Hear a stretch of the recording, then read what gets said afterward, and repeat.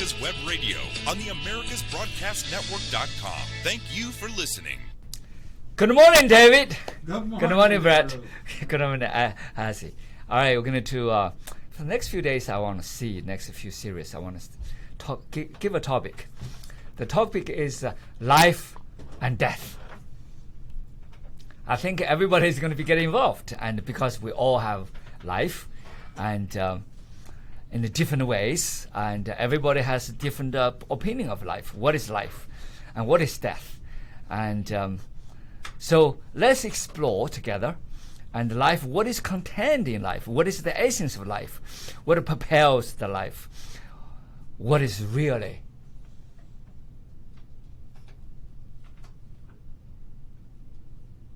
concerned with life and death?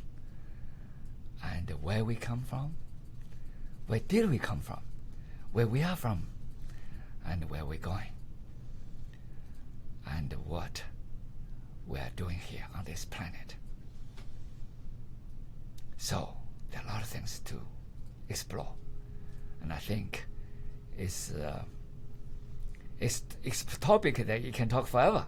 However, let's get a brief, and I think this will help us to understand ourselves and to explore about ourselves and to see with more clarity on this planet with all kinds of chaos what we really here are for. And are we governed by media? Are we governed by all these noises? Are we governed by pandemics? Are we governed by the different opinions? Are we governed by authorities? Are we governed by indoctrinations? Are we governed by all the dogmas? Or are we going to live as a human being with a mind, with a body, without a total freedom? Or are we governed by all these things to enslave ourselves? Let's see, I would love to get all kinds of opinions coming over to talk to me. Life, death is a big topic, but it's simple at the same time because it involves everybody on this planet and beyond. Thank you. Let's do some meditation. I think that will energize our life, give some charge to our body and to our mind in terms of energy, in terms of life force. Take a deeper breath.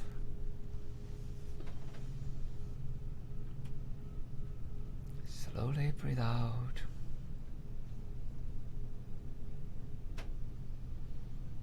Breathe in deeply.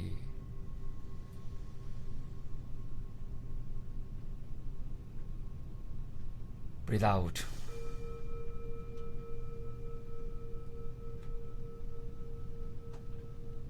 Breathe in as deep as you can.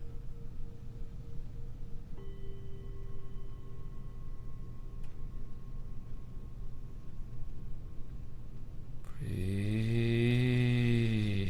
out.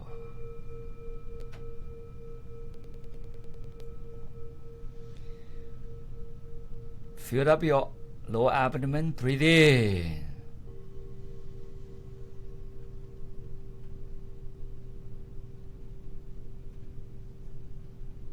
Breathe out. As you breathe out, each time you feel the body begin to open up.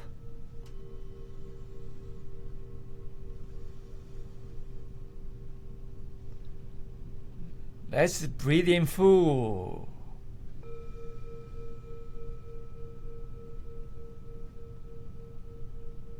Let it go.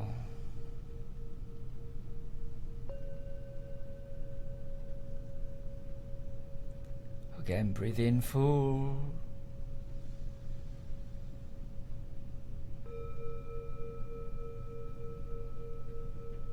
Breathe out.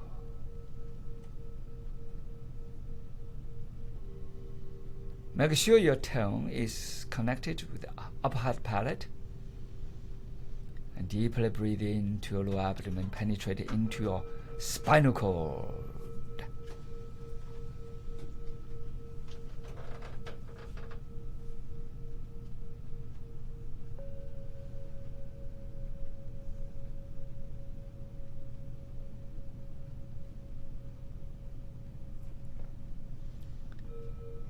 Now breathe naturally and deeply at your own rate, at your own pace.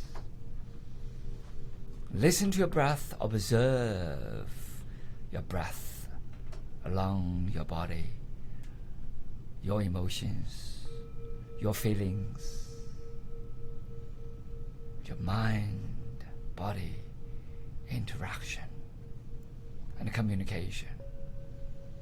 Just innerly observe deep into your body and then your mind.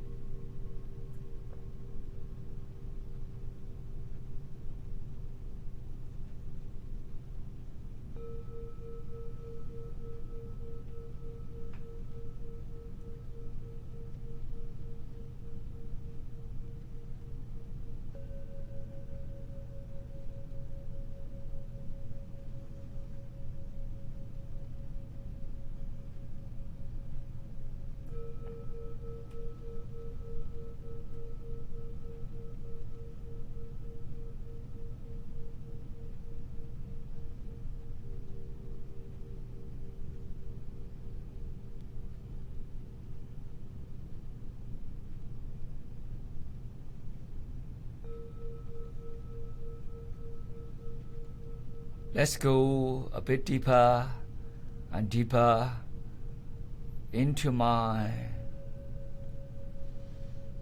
Let your breath becomes deeper and deeper too. Make sure your tongue is connected with up heart palate. Deeply breathe into your spinal cord, into your hypothalamus, into your pituitary gland.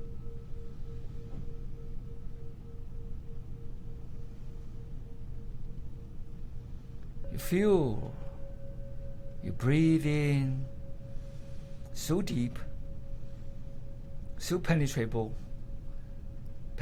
all the way to your pituitary gland and your pineal gland. At the base of your scalp.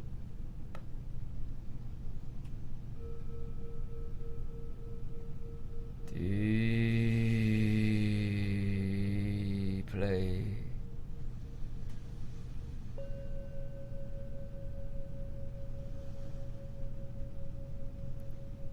Get the oxygen in. Get the ADP. Penetrate, permeate into your brain, into your pineal gland.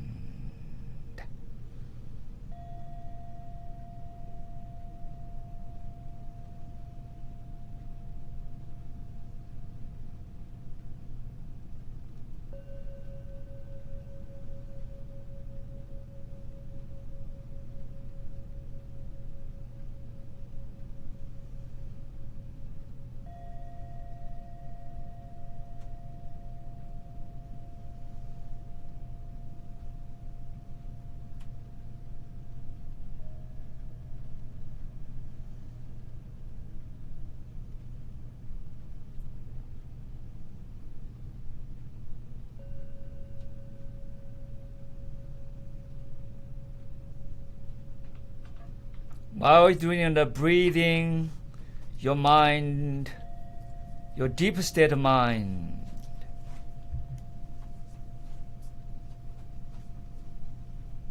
is more and more into that innermost consciousness.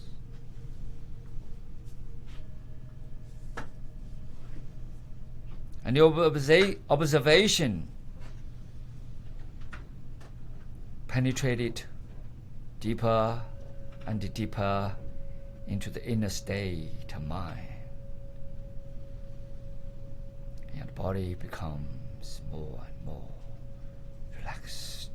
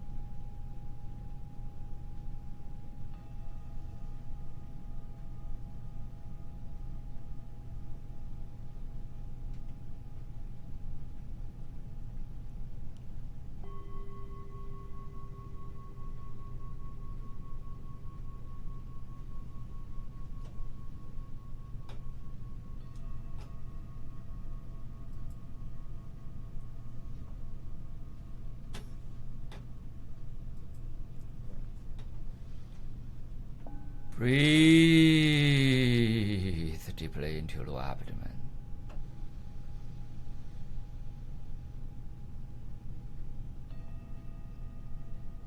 Let it go.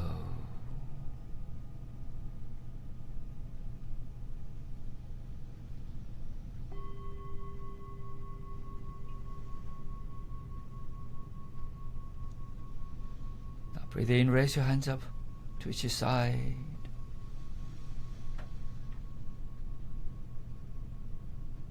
Breathe out.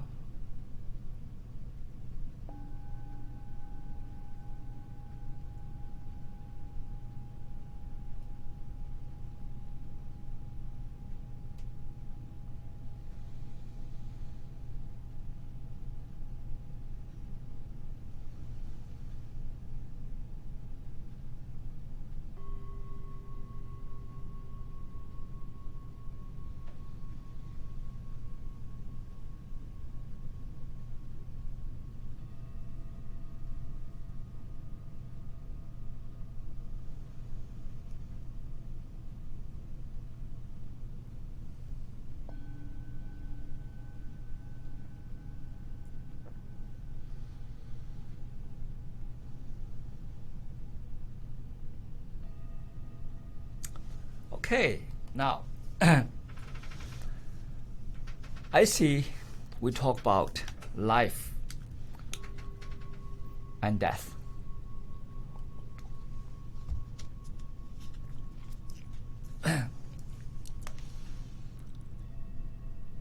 What is in your opinion in terms of life, in terms of death?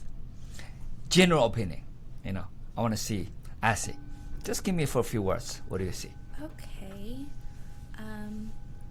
Life being able to play, dance, eat, drink, be merry.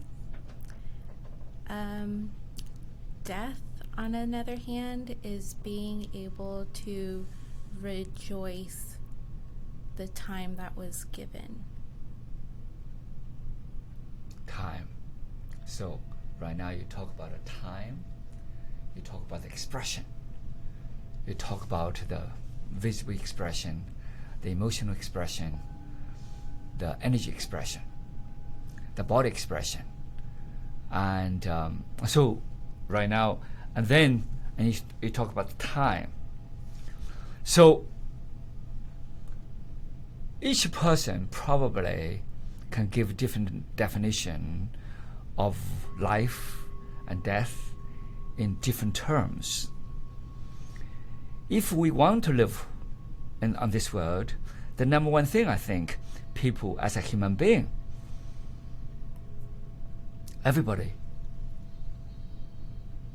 somehow, somewhere, that comes to the mind. What am I here? What is my life? What is life in general? What is death? And most people I met are in fear of death. I used to be too, you know. And then the more I got deep into it, the more I enjoy death, because I died so many times, and I begin to see I die every single day and live another day. So I begin to see the life, death in a different spectrum and different perspective, and from different angle and different paradigm to observe the life and death. Life in general, I see, just like you said, it's something to express with energy. You know, when you express yourself, you must have energy. When you express yourself alive, you consciously or subconsciously or unconsciously, you express that energy. You express that entity that is alive. Let's say a tree.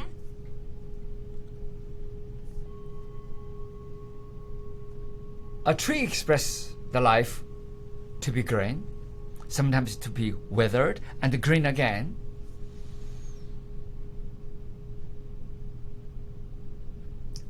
I remember in front of me in my house, there are two huge olive trees. Probably need at least 2 people, 3 people to hold up. It's big. And I've been there for probably 15 years now, since I got the house. And I see, you know, even bigger than when I moved there. But the same thing, the leaves coming out, you know, the branches withered, fall, and new branches coming out. That's expression. That's expression. You see the grass coming up, and you cut it, and it coming up. That's life. But the human beings express different ways. Human beings are animals, like a tiger, like a turtle, like whales. So we express the similar way, but we express different ways. Human beings feel they're most advanced, the most intelligent.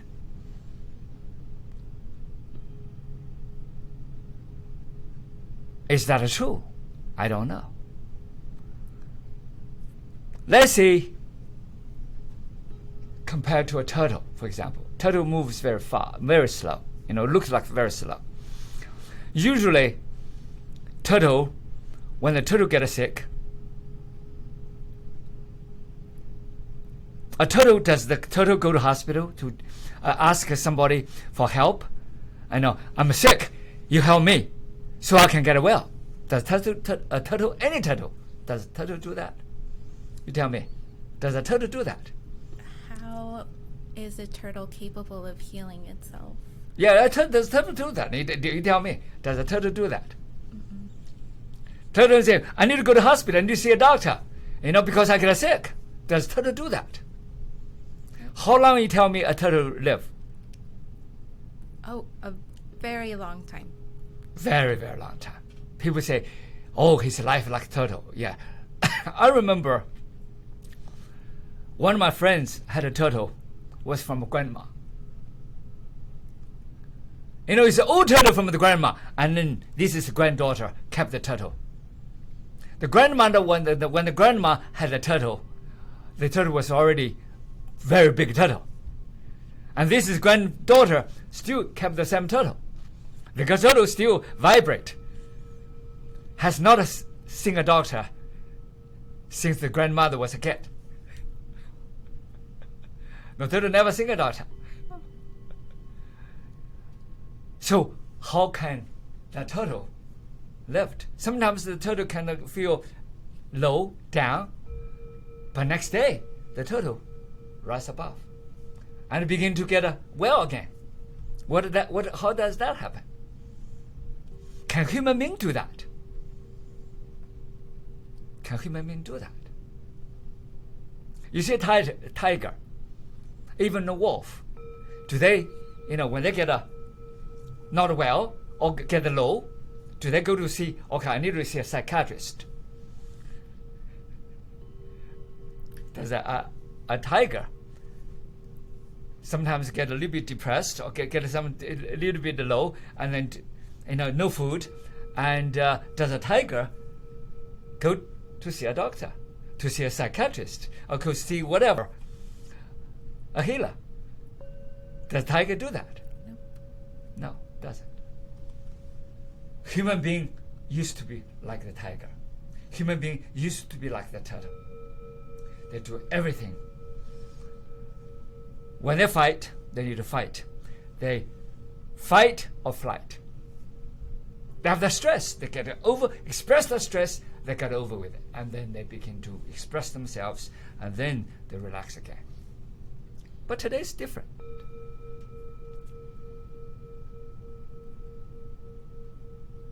Anything they have a little bit of stress. They want other people to help. They want either drugs or another person, another authority. The life is no longer independent life. That life is no longer independent life. The life becomes dependent on other things. The life begins to be wrapped around with thoughts. The thoughts from what? The thoughts come up out of the information, all kinds of information. The make-up information, the media. There used to be many newspaper. You see, 100 years ago, everybody read newspaper. All the information come out of the newspaper. Well, yeah, that's what it is. You see the New York line of people waiting for transportation. They read newspaper. Today, what they do? Everybody's on this. Even on the table, on the dinner table, the whole family, everyone they talk. They send a message to the mother. They send a message to the daughter. They're on the same table. They no longer communicate. Human beings are social beings. Just like a tiger, like a wolf, they together, they rise. And the human beings are the same thing. They talk to each other, they support each other emotionally. Instead, they begin to get all the information from outside. Unfortunately, a lot of information to me are toxic information. That's what it is. You turn on radio, you turn on the TV, it can all kinds of information. Pandemic. That's all it is. They're full of fears. They produce fears, and everybody is governed by that fear, controlled by the fear. They no longer live as a human being. They live as a slave. As a slave. Total slave. And then they're willing to be enslaved because they all listen to these things, information, and then they're governed by the information, and then they do everything according to that information. Do you think they're even enslaved? I don't. Do you think I exaggerated?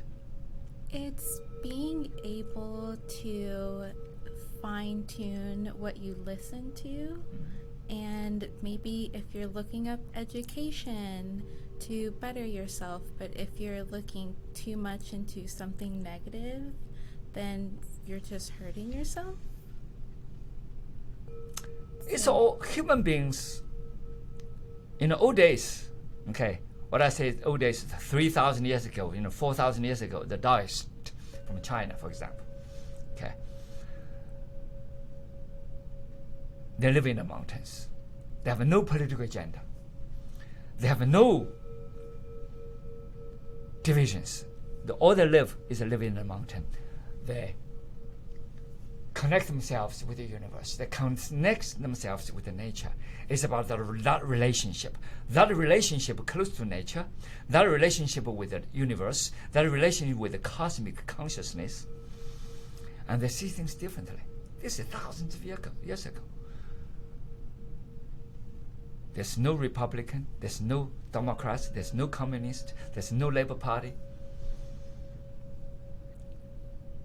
And then they penetrate the mind into the universe, and then they begin to connect. They see the universe differently. What they see is this. They see that everything comes from nothing. Everything comes from that formless potentiality. The nothingness is full of wisdom. The nothingness is full of intelligence. The nothingness is preparing all the visible things. The nothingness is the origin of the universe. Looks nothing, but contains everything. Appear nothing, but explode everything else. Produces everything else in the universe. That nothingness is consistent and persistent and ever changing. That nothingness becomes the mother of all things, visible or invisible. The nothingness gives that big bang. The nothingness gives that big hole. The nothingness gives that explosion. The nothingness gives that all the matters in the universe. That's what I said. That was actually Taoist said. You know what? Thousands of years later, a bunch of physicists begin to explore the universe from the physical standpoint. They want to be independent of mind. They want to be independent of thoughts. They want to be independent of consciousness. They want to be independent of all subjects of the mind. Started from 19th century down to 20th century. And we all know Max Planck, probably one of the first one. Of course, before Max Planck, upon two German scientists, and also started the mathematically, physically, and begin to see the matter in the different ways. See, the matter are waves. Actually, they already propagate that idea. The particle, the waves, they already started the idea. And Max Planck used that idea to penetrate to see the matter. This is before the Nobel Prize when Max Planck got. And he said, I did physics all my life, seriously into physics all my life, but I don't see anything physical. All matters come from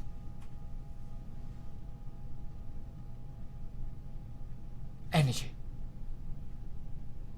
behind all matters, there's a force, the spiritual force. Everything can be quantized. That force, that spiritual force, that energy, that potentiality basically propels everything physical. There's nothing really physical. There's no such thing as matter. Of course, my paragraph, paraphrase from Max Planck. You know, everybody said that Max Planck was and is the father of quantum physics. Not because he's a mentor of Albert Einstein, but he was the number one physicist at that time on this planet. He was the chief editor of the number one physics magazine. And nobody gave a dime about Albert Einstein at all. Nobody gave a dime because they threw his paper out. It was Max Planck, you know. Even he did not totally understand what Albert Einstein wanted to express, but he see what Albert Einstein wanted to express of that special relativity, and then published a photon and paper about the photon, the particle wave, about the light, about the photon, and which he got a Nobel Prize. Of course, special relativity, general relativity, people didn't understand at all. Even today, a lot of people still, when I say physicists, don't understand. Okay.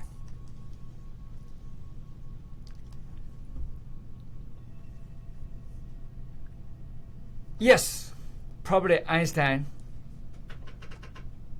may not be right on everything, but his base is that one of the most important things he sees, that particle energy exists at the same time. He sees that a universe, what I say he sees because his mind still over here in this universe.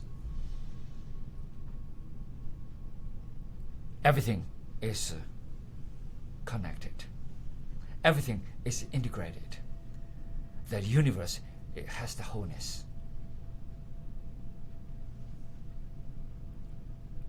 And then we get deeper and deeper into quantum physics. We see life is nothing but energy with consciousness. That energy is totally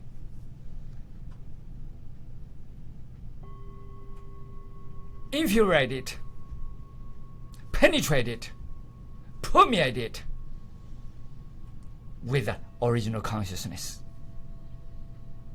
All life is connected with that original life.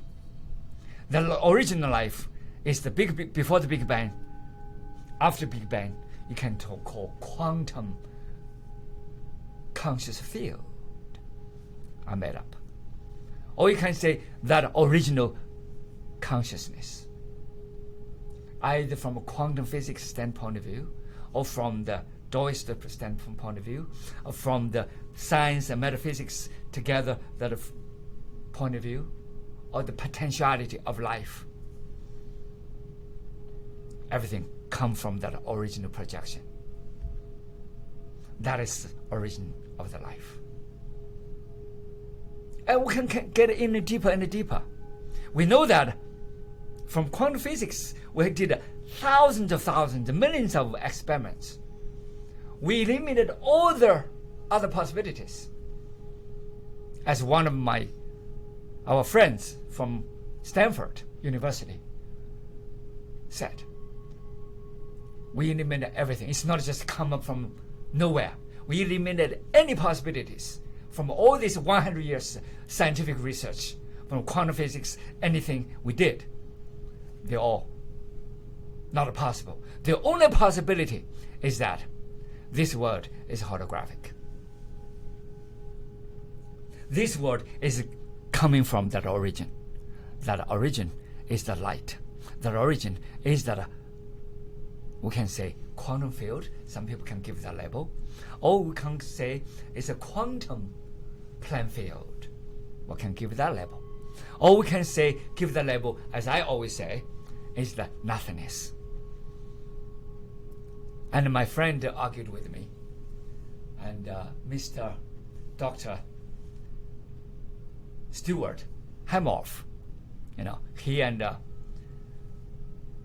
Penrose work together. Penrose is also a colleague of John Hawkins. A lot of people have heard of John Hawkins. And Penrose is also very, very famous name in quantum physics. People call him Sir or Lord, and Penrose. But we're all human beings, that what I see. And he cooperated with Stewart Hamorf. Stewart came to my event and 2 years ago in Atlanta. And we talk about the origin of consciousness. What is the consciousness? When I hold the conference, I want to see it's not what I write, what he's right, or what she's right, what everybody's right. It is we all explore together to see what is life, what is the origin of life, how the life can expand, how the life penetrate into ourselves, into each of ourselves, in terms of health, in terms of disease, in terms of death, in terms of conscious life, in terms of unconscious life, in terms of subconscious life, in terms of life itself. That's what it's about. From epigenetics, from quantum physics, from quantum biology, from neurology, from every spectrum of life. Let's explore it. Doesn't matter what field you're in. We're all human beings. That's what I see. That's why I brought a lot of quantum physicists, epigenetists, neurobiologists, and forward thinkers to Atlanta to have this global conscious meeting. The whole thing is to see how our life can expand it. What is the potentiality in our life? What we can do to ourselves? What is our intelligence? What is our life is different from an animal? What our life is different from insects? What our life different from other? But what is the common thing we all hold together? That is more important than anything. That is including trees, including insects, including animals, other animals, because we are one of them. We regard ourselves as the most advanced. We regard ourselves as most, intelligent. Are we? Let's see. That's how it is. When a dog smells something, he knows exactly if he should eat or not to eat. Do we smell? No, we can see the color, we see the surface. Or does it look good? We take it. It doesn't look good, we don't eat it. It's all by eyes. We totally lost our the feel, the sense of feel. A turtle can find 1,000 miles away. They can travel. They go exactly the same place they came from. They don't have GPS. They don't have maps, but they know exactly 1,000 miles they swim to the place they came from. They have that antenna. Have we lost our own antenna? Have we lost our own feel, sense of feel? You tell me. That's what I see. That's what I explore every single day, the life. I do meditation for hours. I want to see deep down what I feel on this pandemic, what I feel if anything happened. For example, a couple of years ago, I had SARS. I want to see if this SARS can be totally eliminated from my body. I just want to see, without getting into any medical means, because I believe I can do it.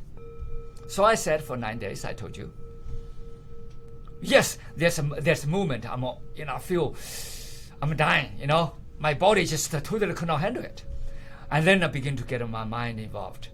Just send yourself, penetrate deeper and deeper, deeper, deeper, deeper, deeper, deeper, deeper. And I felt I was gone. I was deep into the mind. All that thoughts, it's gone. All that thoughts, hey, am I going to survive? All that thinking is gone. It's no longer there. All kind of crazy thoughts, all kind of crazy emotions, all kind of crazy sweat, all kind of crazy chills, gone. And then I was gone. I was totally in. Awakened the coma. Awakened coma. I was aware, I was not aware. I was totally in a totally different state of mind.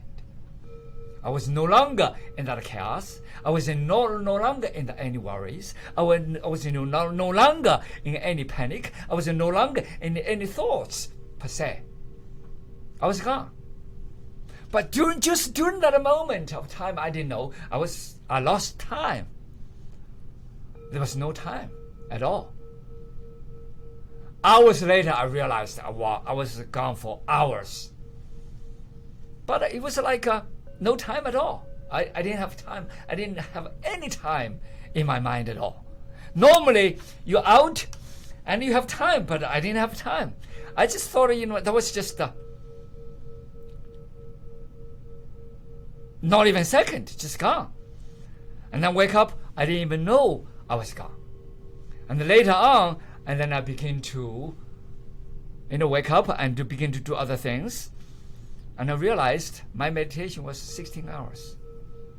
16 hours straight. And I was totally renovated, totally rejuvenated, totally recharged. All that diseased feel, sense of feel, all that, crunched feel, all that lost control feel, all that feel I'm going to be totally dissipated energy, that feel is gone. I feel totally recharged. Human beings have that ability to get into the deeper state of mind, get into that connection with that innermost consciousness. That inner consciousness is connected with the universe, original consciousness, that original life. That life is always there. That life is infinite life. That body can be, that life of this individual can be empowered, can be recharged. Because my personal experience stated that. And then I began to research, later. And I began to see other people have the same thing. This guy, I just watched this guy today. His name is called Wim Hof something. I forgot his Wim Hof something. He's an Iceman. People call him an Iceman. Wim Hof something. I just found him today. And somebody told me, a month ago, 2 months ago, I never saw him. Today I watched him. I said, wow. He even have the similar experience. And they even did some scientific research. Because they injected E. coli into people. 1,600 people they injected. You understand? Yeah. And they all get well. So my experience is not just one person experience. It's everybody can be everybody experience. Everybody has that ability. Everybody has that ability. They injected a lot of people, volunteered to get that injection. E. coli, the virus injection. They all get well. It is the mind. It's about information. If you see the information, your mind information, can totally transform and can eliminate this tiny virus information. That's all it is. Because you have trillions of cells over there. Trillions of cells. They have similar information that frequency can override anything. They can heal anything. This is embedded in the human mind. This is embedded in the human life. But we lost it. Why we lost it? Because we depend on drugs. We depend on medicine. We depend on hospitals. We depend on others' clinics. We depend on other people. We lost our own being. We lost our own being. But that life is lost. That's really innate life is lost. The living is no longer a life anymore. The life is a slave life. The life is a dependent life. The life is no longer life on its own. It's dependent on others. Depend on authorities. Depend on drugs. Depend on any other means but oneself. The life is gone. The life is living like a zombie. Depend on other things. So no longer has that innate ability. But the innate ability is still there. What happened is you just lost it. You think you lost it because you do not use it anymore. Just like what I did, many years ago. I was in Roswell. When I was young, I was a driver.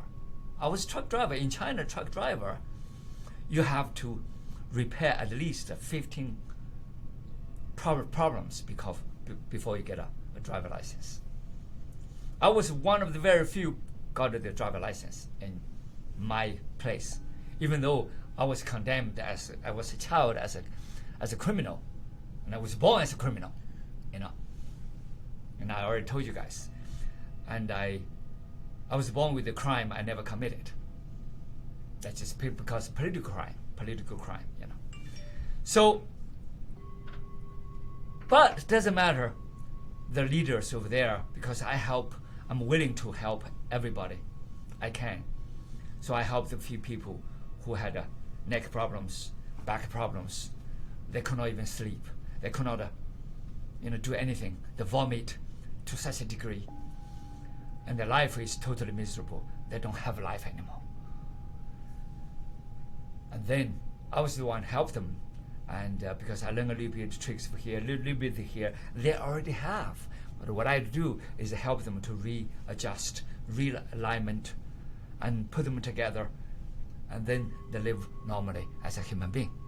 So they were thankful. That's why a group of people together, and then propagated the idea: this guy is not really a criminal, and he has a good heart.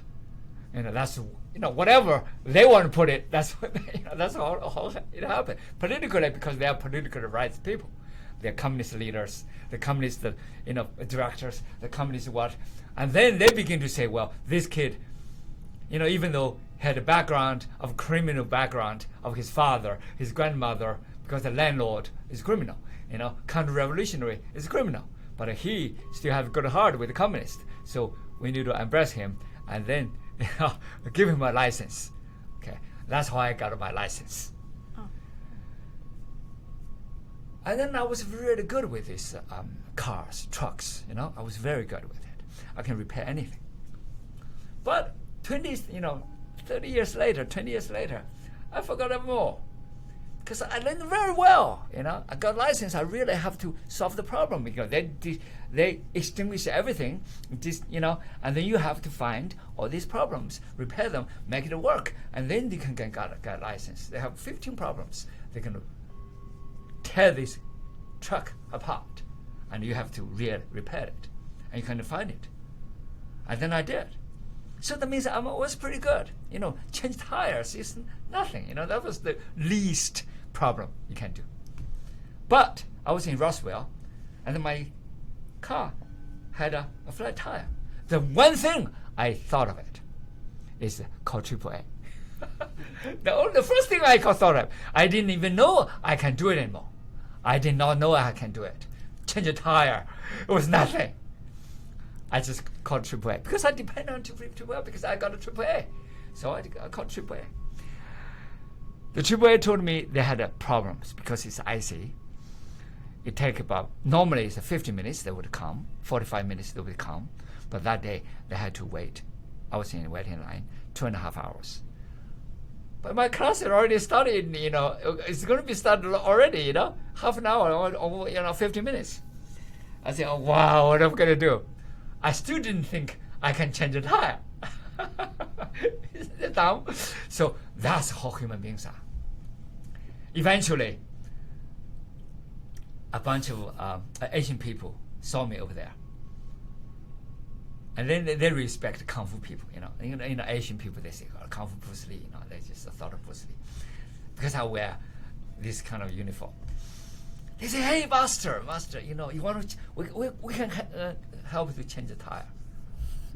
So we're not going to charge you, I say, I can change tire, actually. I say, oh, okay, let me work together. So we work together, get the tire changed within like 20 minutes.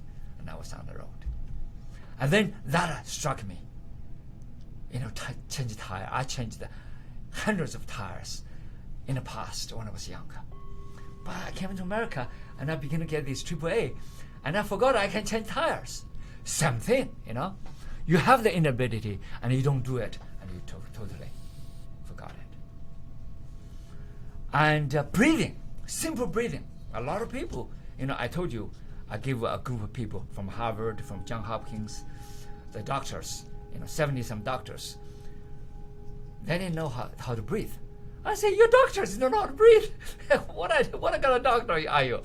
They were never taught how to breathe in medical school. Medical school is teaching you how to manipulate the drugs, how to get the equipments, how to study physiology, biology, pharmacy, pathology, cell biology, all these things that they never learn the simple breathing, It's so sad.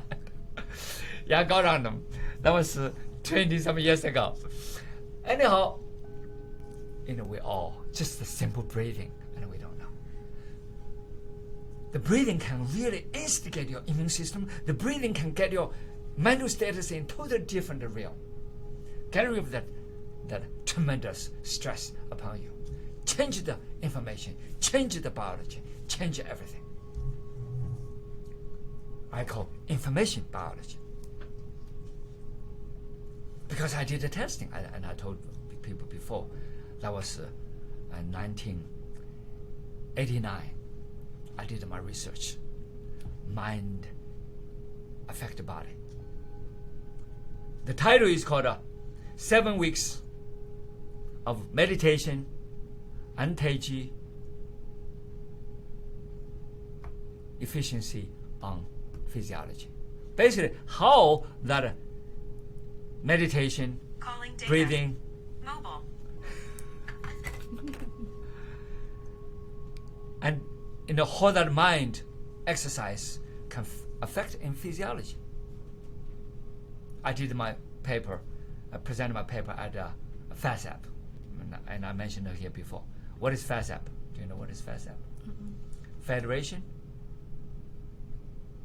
Federation of American Experimental Biology.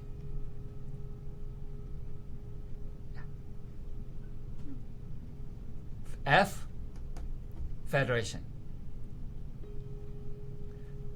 S, A is American.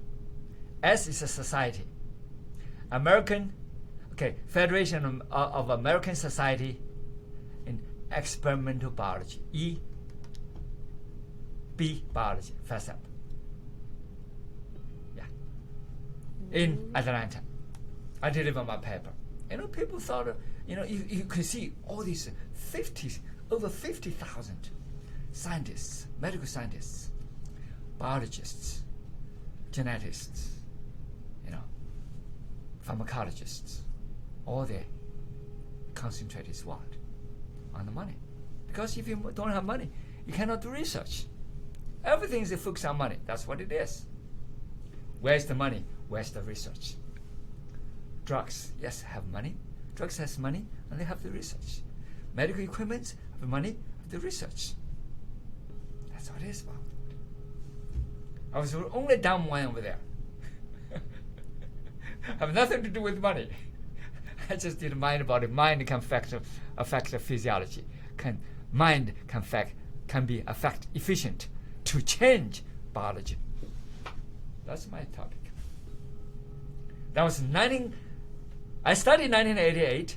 In 1989, I finished my research. In 1990, I delivered the paper.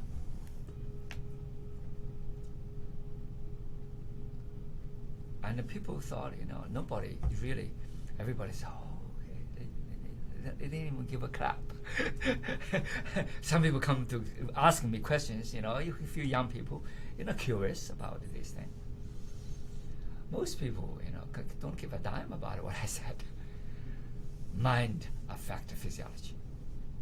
Today, you see mind-body medicine department everywhere in it. Those days, there's zero. There was a zero those days. Today, you have hospitals. A lot of hospitals begin to have those things. I told you I went to a couple of hospitals, especially I went to this hospital in New York. And I said, God, put the hospital offer this, hospital offer this, hospital offer Tai Chi, hospital offer meditation, hospital offer, Reiki, hospital offer Qigong. I said, oh my goodness, what a change. That means people begin to realize our mind does affect our biology. Life is not a dependency. Life is innate. Life is from within. That's what I talk about life. So life and health, they're all together. You have life, you have health. You don't have life, you don't have health. When I say life is really alive with energy, alive with tremendous energy, alive with the innate ability, alive with that potentiality, to realize that potentiality and to discover the potentiality every single day, to recharge yourself every single day. The life with clarity. Not like living on a zombie. Somebody says something, yes. Somebody says something, yes. Somebody says something, yes. Something say yes. That's not life. You lost your life. Turtle never listen to you. Turtle lives on his own or her own. Tiger never listen to you. Never go to hospital. Okay, I'm going to get some drugs. Have you seen any tiger live line up in any hospital?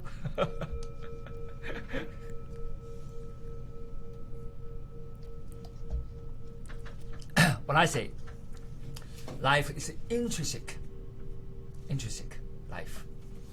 Okay, I was going to talk about my friend life, and we already lost time.